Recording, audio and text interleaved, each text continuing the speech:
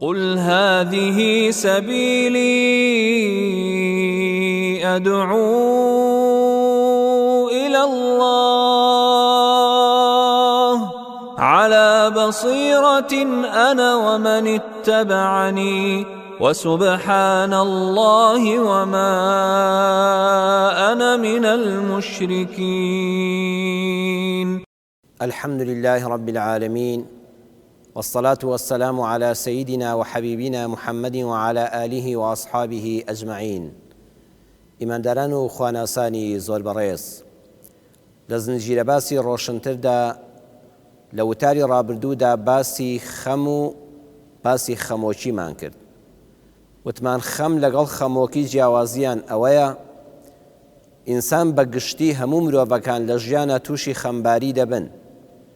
غەمباری ئەوەیە کە ئینسان بۆ ماوەی ڕۆژێک، دوو ڕۆژ، هەفتەیەک یان چەند ڕۆژێک نەگاتە 2 هەفتەواتە کەمتر لە 2 هەفتە بە خەفەتێکەوە ناڕەحەت ببێ، غەم و پەژارەیەکی هەبێ.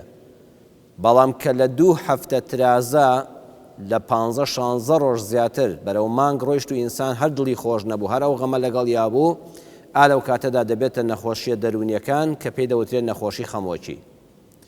دوێنە باسی خەم و پەژارەکەمان کرد کە ئینسان بۆچی خەمبار دەبێ و هۆکارەکانی چین. لێرەدا پرسیارێک دروست دەبێ، باشە خوایە کە ئەرحەم الڕاحیمینە، بە سۆزترینی بە سۆزەکانە بەرامبەر بە بەندەکانی خۆی، بۆچی خەمباریمان دێنێتە ڕێگا؟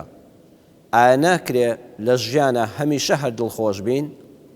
لە وەڵاما دەڵێن خوای پەروەردگاری کاربەجێی ئەلحەکیم هەموو شتێک کە لە ناڕەحەتیەکانیش بەسەر ئێمەی بەندەکانی خۆی دادێنێ بە دڵنیاییەوە حیکمەتێکی تێدایە، بە دڵنیاییەوە لە بەرژەوەندی خۆمانە ئەگەر لەو ساتەشە بە ناڕەحەتی و بە دڵتەنگی بزانین. بۆ نمونە هەر لە غەم و پەژارەدا لە ناو خەمدا چەند شتێک هەیە. یەکەمیان ئینسان لە کاتی خەمباریدا نرخی ساتە خۆشەکانی بۆ دەردەکەوێت. ئەگەر ئینسان لە ژیانیا هەمیشەی ژیانی هەر خۆشحاڵ بێ و قەت خەم ڕوو لە دڵی نەکا، وەڵا ئەم دەرناکەوێت، بۆی دەرناکەوێت لەزەتی ساتە خۆشەکان چی بووە. ژنومێردێک کاتێک کە ساڵانێک ئەو هەموو مەسافە زۆرە دەم بە خەندە بوون بەرامبەری یەکتر، لە ئامێزی یەکترا بوون، یەکتریان چەند خۆشویستەوە بە قوربان و بە ساقەی یەکتر بوون، ئەگەر بێت و خەمباریەک ڕوویان تێنەکا و ڕۆژێک 2 ڕۆژ لە یەکتری عاجز نەبوون و دڕوو لەوەی گوەر نەچەرخێن و دڵیان بە ئازارەوە بۆ یەکتر نەتلێتەوە، قەدری ئەو ساتە خۆشانە نازانن کە ساڵانێک کە مانگانێک بەیەکەوە چەند بەخۆشی ژیاون، کە چەند دڵیان بەرامبەر یەکتر خۆش بووە. هەروەکو ئینسان ئەگەر بێت و مانگی پیرۆزی ڕەمەزان نەبێ، لە 11 مانگی ڕابردوودا نازانێت قەدری ئاوێکی سارد چییە، نازانێت قەدری بۆنی نانێکی گەرم و چێشتێکی خۆش چییە. بەڕێزان سەیری کە لە ڕەمەزانە کاتێک کە تۆ ڕۆژگارێکی درێژ و گەرمت لە بەرەو تینوێتی زمانت دەشکێنێ، ئەهەن لە ئێوارەیە ئەمجان نرخی ئەو پەرداخە ئاوە دەزانی کە چەند بە نرخە. کاتە لە عەسرەوە بۆن و هەڵمی چێشتێک و نانێکی گەرمت بۆ دێ چەند خۆزگەی بۆ دەخوازی. جارانی پێشوو بەڕاستی چونکە ئەوەندەت برسی و تینوو نەبووە هەر قەدر نەزانیوە. بۆیە یەکێک لە حیکمەتەکانی بوونی خەم ئەوەیە کە ئینسان نرخی ساتە خۆشەکان دەزانێ، کە ئینسان ئەمجان نرخی دەزانێ ئەم ساتە خۆشانم بەهۆی چیەوە تووشی خەمباری بووم، با ئاگام لێبێ، با بە حەزەر بم جارش کە ئەم هەڵانە نەکەم کە تووشی خەمباریم کاتەوە. بە ئاگاهێنەرەوەیە یەکەم لە زەل لە خۆشیەکان دەکەی کاتێک کە لە دەست داون ئەمجا ئەزانی چی لە دەست داوە. دووەم دەتێنێتەوە سەر خەت و ئاگادارت دەکاتەوە ئەو شتانی غەمباریان کردی چی بوون، خۆتیان لێ پارێزە. خاڵی دووەم، ئینسان کاتێک خەمی هەیە بەڵگەیە لەسەر دووشت. یەکەمیان بەڵگەیە لەسەر ئەوەی تۆ مرۆڤێکی عاقڵ و ژیری، مرۆڤێکی دەبەنگ و کاڵفامنی. ئەو کەسانی کە لە ژیانیانە هەمیشە هەر پێکەنینە، گاڵتەیان بە هەموو شتێک دێ، قەت خەم ڕۆژە میوانیان نەبووە و ڕووی لە دڵ و دەرونیان نەکردووە. بەڕێزان نیشانەی ئەوەیە لەگەڵ ڕێز و حرمەتم بۆ ڕووی جەنابتان دوور لە ئێوە، نیشانەوەیە بەڕاستی کەسێکی گەمژەیە، بەڕاستی کەسێکی عاقڵ نییە. ئەینا کەسی عەقڵ و شعوری هەبێ، ژیری هەبێ، چۆن نابێت ساتە وەختێک هەبێت یا غەمبار بێ؟ یان کەسێکی کەودەن و ئەحمەق و دەبەنگ بێ، ئەها کەسە جێلەکان، کەسە شێتەکان، ئەوانە هەر دائیمە پێ دەکەن نازان خەفەت چییە، بۆیە کاتێک کە تۆ خەمبار دەبی دڵت خۆش بێت نیشانەی ئەوەیە کە عەقڵت کار دەکات کە ژیریت بەهێزە. دووەمیان بوونی خەم نیشانەی هەست و سۆز و ویژدانە لە ناخدا. ئەگەر ئینسان خۆشی هیچ کەم و کوڕێکی لە ژیانە نەبێت کە شایانی خەم بۆ خواردن بێ، ئەی بینینی ئەو هەموو خەمبارە، ئەی ئەو دڵتەنگانە، ئەی ئەو هەموو نەخۆشە، ئەی ئەو هەژارە، ئەی ئەو بێباوکە و دایکە، ئەی ئەو بێکەسوولانەیە، ئەی ئەو ئاوارە و دەربەدەرە، ئەی ئەو هەموو گرفتانی کە بەسەر مرۆڤایەتی و جیهانی موسڵماناندا دێ.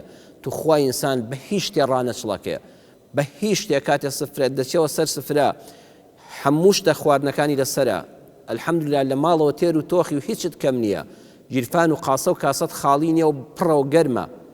لەو کاتەدا کە بیرت کردەوە ئای ئەبێت چەند کەس لە جیهانە ڕۆژانە لە بەدخۆراکیدا بمرێ. ئەزانی زۆر زۆر زۆر زیاتر لە ڤایرۆسی کۆڕۆنا لە یەک هەفتەیە نزیکی 250,000 کەس لە زۆربەی وڵاتانی جیهاندا لە بەدخۆراکی و برسێتیدا دەمرن. ئەگەر هیچ هەستێک نەجوڵە، هیچ ناڕەحەتێک بە دڵتانە هات، ئەوە تۆ هەستت مردووە، ئەوە ویژدانت مردووە. بۆیە بوونی خەم بەڵگەیەکی بەهێزە لەسەر ئەوەی کە تۆ ئەگە خەمەکەشی خۆت نەبێ، خەم لە خەڵکی خەمبار و بێدەرەتان دەخۆی، ئەوە خوا ڕەحمی پێکرد و ویژدانت هێشتا زیندووە، ئەوە خاوەنی هەست و سۆز و بەزەی و ڕەحمی بەویستی خوا ڕەحمت پێ دەکا. سێمیان ئینسان لە کاتی خەمباریدا دۆستی ڕاستەقینەی بۆ دەردەکەوێ. بەڕێزان، ژیانی دنیا هەر یەکەمان تاقیمان کردوتەوە. زۆر سات هەیە لە ژیانی دنیادا تۆ پێویستیت بە ماڵی کەس نییە، پێویستیت بە سیارەی کەس نییە، پێویستیت بە خانووی کەس نییە، لە ڕووی مادیاتەوە تێر و تۆخیەوە الحەمدوللا هەموو شتێکت هەیە. بەڵام خەم دڵی داگرتووی، خەم شانی گرتووی، لەم کاتەدا دۆستی ڕاستەقینەیەک بە تەلەفۆنێک بەسرت دەکاتەوە، دێ سەردانێکت دەکا و دڵنەواییەکت دەکا و دڵخۆشت دەکا و دڵە کاکی من، برای من، خوشکی من، وەڵڵاهی ئەم شتەوە ئاسانە، بەویستی خوا دەرگای ڕەحمەت دەکرێتەوە، ڕۆژێ لەو خەم و پەژارەیە ڕزگارت دەبێ. ئەزانی ئەو چەند قسە خۆشە بووە تۆ بە هەموو دنیا هەیە، بە هەموو سەروەتی دنیا هەیە. بەڵام ئەگەر ڕۆژگارێت تۆ خەمبار نەبووبی، ئایا ئەم دۆستە ڕاستەقینانت بۆ دەردەکەوێ؟ ئینسان لە کاتی خۆشیدا، لە کاتی پێکەنینە، لە کاتی سەفا و سەیرانە، لەسەر سفرەی ڕازا و خوانی ئامادەکرا و بەخوا دۆست و برادەر زۆرە، جا قابیلا خۆ دوژمنن نییە بێ بتکوژێ، ئەم بنانت لەگەڵا دەخوا بۆ شت پێ دەکەنێ. بەڵام خوای گەورە گەلێ جار هەندێک جار لە ژیانە تووشی خەمێک، مەراقێک، دڵناڕەحەتیەک، ساتەوەختێکت دەکا کە دەموچاوت ناڕەحەتی پێوە دیارە، لەوێدا دۆستە ڕاستەقینەکانت دەردەکەوێت کە پشتت تێ ناکەن، کە لەو کاتەیە دڵنەواییت دەکەن، کە کارە ساتەکە لا بچووک دەکەنەوە، فریاد دەکەون تووشی کارێکی لابەلاو هەڵە نابی. بۆیە زانایان دەڵێن دڵخۆشی باڵی هەیە، مرۆڤ کاتێ دڵخۆشە دوو باڵی لێ دەڕێوەکو فڕۆکە بەرزی دەکاتەوە. بۆیە پێویستیت بە کەس نییە لە دڵخۆشیدا، ئەوانەی کە لە دەورتن حەت تەنها بۆ کات گوزەراندنە. بەڵام خەم قورسە، خەم وەکو پۆڵا و ئاسنێکی قورس وایە دێتە سەر شانەکانت. پێشینانی کورد زۆر جوانیان فەرمووە، ئەڵێ خەم شانی داگرتووە. واللهی وایە ئینسان لە کاتی خەماوە ئەزانێ بە ناخی زەویدا دەڕواتە خوارەوە، و ئەزانێ ئەو ئاسنی دنیای هاتووە لەسەر شانەکانی دانراوە، پێویستی بە کەسێکە ئەم کۆت و زنجیرەی لێ بکاتەوە. ئەو کۆت و زنجیرەش قسەیەکی خۆشە، ڕوویەکی خۆشە، زەردەخەنەیەکە، دوو ئامۆژگاری خێرە، دڵنەواییەکە. بۆیە لە کاتی خەمە دۆستە ڕاستەقینەکانت بۆ دەردەکەوێ، ئەوەش بەرەکەتێکی خوایە. ئەگە خەمن نەبووایە دۆستی مەسلحەت و دۆستی ڕاستەقینەت بۆ لە یەک جیا نەدەبەوە. بەڕێزان، خاڵی چوارەم خەمباری کەفارەتی گوناهە. پێغەمبەری خوا صلی الله عليه وسلم لە فەرمودەیەکە کە ئیمامی بوخاری و مسلم لە صحیحەین بۆیان ڕیوایەت کردوین دەفەرمێ: ما يصيب المسلم من نصب ولا وصب ولا هم ولا حزن ولا أذى ولا غم حتى الشوكة يشاكها إلا كفر الله بها من خطاياه. دەفەرمی ئینسان هەر ناڕەحەتیەک، هەر ماندووبوونێک، هەر تەنگانەیەک، هەر خەمێک، هەر هەمێک، هەر ئازارێکی دەرونی، هەر حزن و ناڕەحەتبوونێک کە بەسەریا دێ و خەمباریەک ڕووی تێدەکا، هەر هەمێک کە بیر دەکاتەوە خوای گیانبژێوی ژیانی منداڵەکانم چۆن بەدەست بێنم، خوای گیان تۆ بڵێ بەیانی کە چوومە بازاڕ ئیشم دەستکەوێ، بڵێ بازرگانیەکەم زەرەن نەکا، بڵێ کرێکاریەکەم بۆ بکرێ، بڵێ موچەکە لە کاتی خۆیدا بێ، بڵێ ئەم وڵاتە دادپەروەری تیا بەرقەرار بێ و منیش وەکو ئینسانێک ژیانێکی بەختەوەر بۆ خۆم و منداڵەکانم دابینکەم.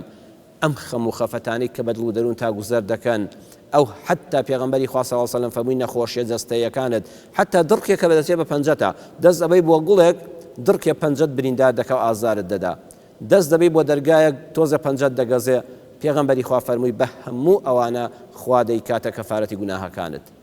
ئێمە خوای گەورە خۆشی دەوین، ئەو زۆر گوناهمان هەیە، جاری وایە هەر هەستمان پێ نەکردووە لە گوناهە کەبیرەکان خوا پاراستوینە ئێوە هەموو گوناهە سەغیرانەی کە هەمانە ئەگەر لەگەڵمان بێتە سەرتای تەرازوی قیامەتمان وێرانمان دەکە. خوای ئەرحەم الراحمین بەهۆی خەمێکەوە کە دێتە سەد دڵ و دەروونت و ڕۆژێ دوو ڕۆژ سێ ڕۆژ هەفتەیەک دەخایەنێ و دوایی خوا دەرگال لێ دەکاتەوە، لەو ماوەی دڵ ناڕەحەت بوونەدا خوا پاکت دەکاتەوە لە گوناهەکانت، کەواتە ئەوەش فەزلی خوایە. خاڵی پێنجەم، دڵی ئاسوودە و بێخەم تەنها لە بەهەشتا هەیە. بۆیە خوای گەورە باسی بەهەشتەکانمان بۆ دەکا، خوای گەورە لە بەهەشتیان بمان نووسێ، خوای گەورە ئەوانەی مردوون لێمان بەجیان هێشتون خوای ئەهلی بەهەشت بن، خوای ئێمەش بە ئیمانەوە بە ئەوان بگەین و ئەهلی بەهەشت بین.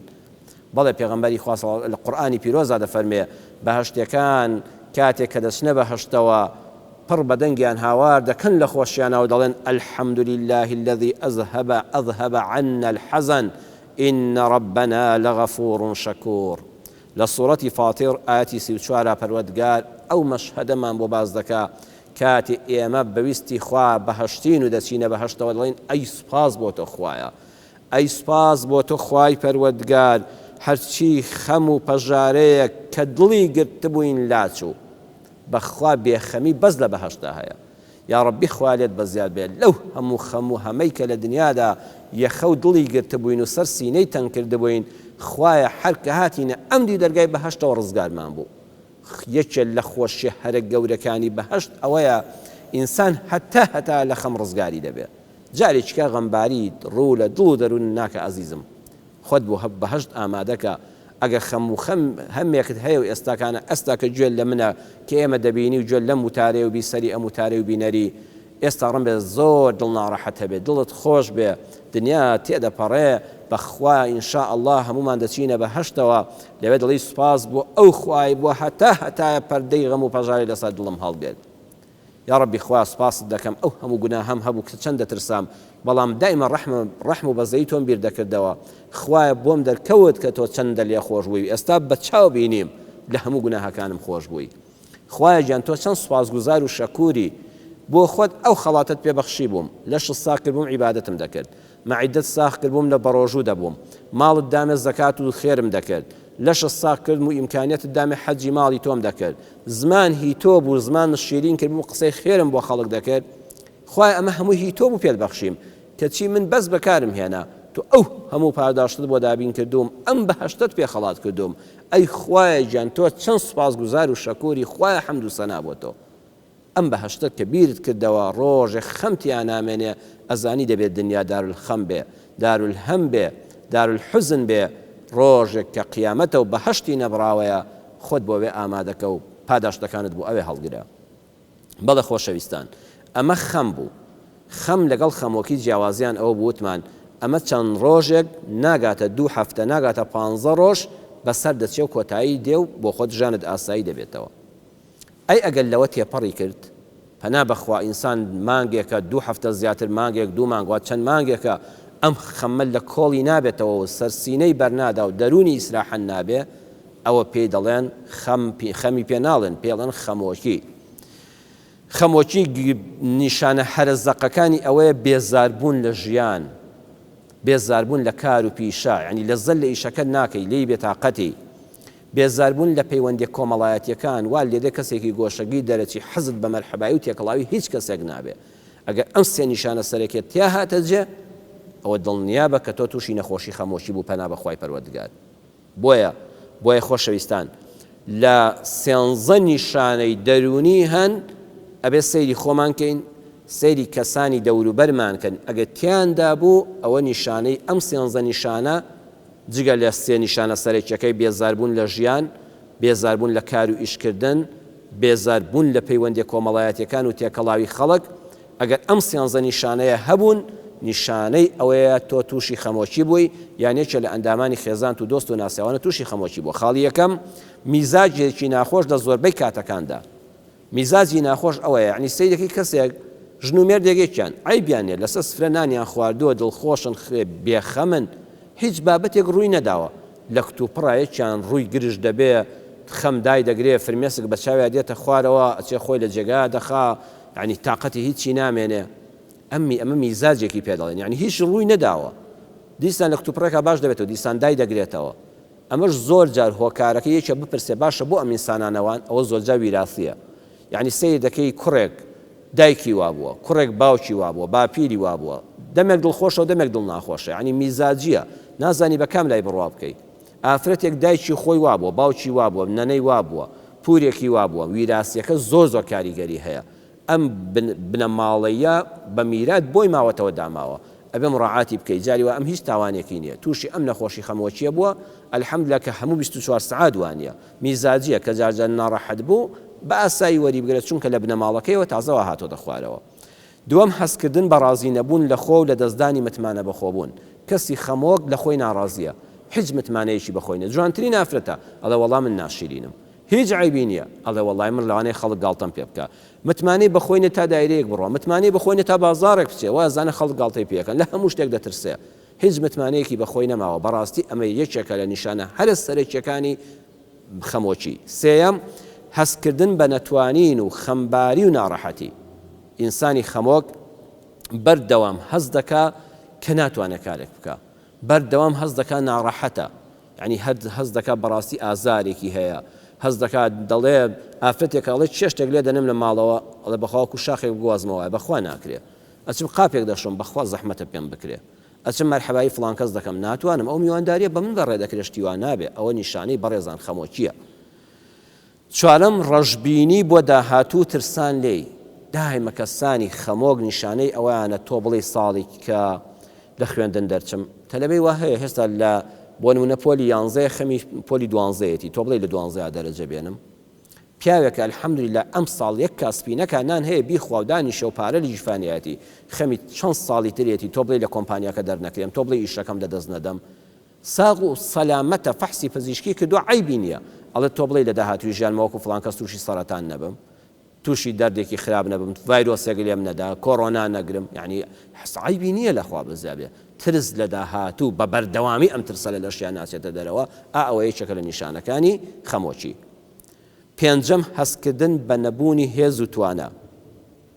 شەشەم سەرقاڵی بەردەوام بە بیرۆکەی نەرێنی بە گومانی خراپ بەردەوام گومانی خراپ دەبا یەکێ قسەیەک دەکا ئەڵێ ئەوە ئیلاوە نێتی من مەبەستی من بوو یەکێکی تر قسەیەک دەکات دڵێ ئەوە دیارە مەبەستی من بوو بە کەس مەبەستی ئەو نییە بەردەوام گومانی نەرێنی هەیە بەردەوام چاوی لەسەر کەسانی دەوروبەرێکە لەگەڵ یا دەژین یان یەکێ پێ بکەنێ ئەڵێ ئەو زەردەخەنەیە لەگەڵ منابوو ئەو ئیستیهزایە پێی کردووم یەکێک دەست بۆ دموچاوی بەرێ دەڵێ ئەوە دیارە ئاماژەیەک بۆ من بۆیە زانایان دەڵێن گومانی خراپ وەکو ژەهر وایە وردە ناوسکرد دەکۆڵێ یعنی ها ژەهرێک ماوە کەم بیدە بە مرۆڤێک یەکەم جار نایکوژێ بەڵام سەرنجام لەشی هەمووی ژەهراوی دەبێ و دوامایەک لە ناوی دەبا گومانی خراپ وەکو ژەهر وایە یەخوا ئیستا تووشی بەدگومانی نەبێ وال لەدێ متمانەت بە هیچ کەسێک نامێنێ بە هیچ کەسێک نزیکترین دڵسۆزەکانی خۆت ئامۆژگاری دەکەن ئەڵە دیارە لە پشتی ئەم ئامۆژگاریەوە نێتێکەیە نوکتەیەکت بۆ دەژیارێتەوە دەڵێ دیارەوە مەبەستێکی شتێک لە پشتێوە هەیە دەوێت ئازاری لە دەرونی من بدا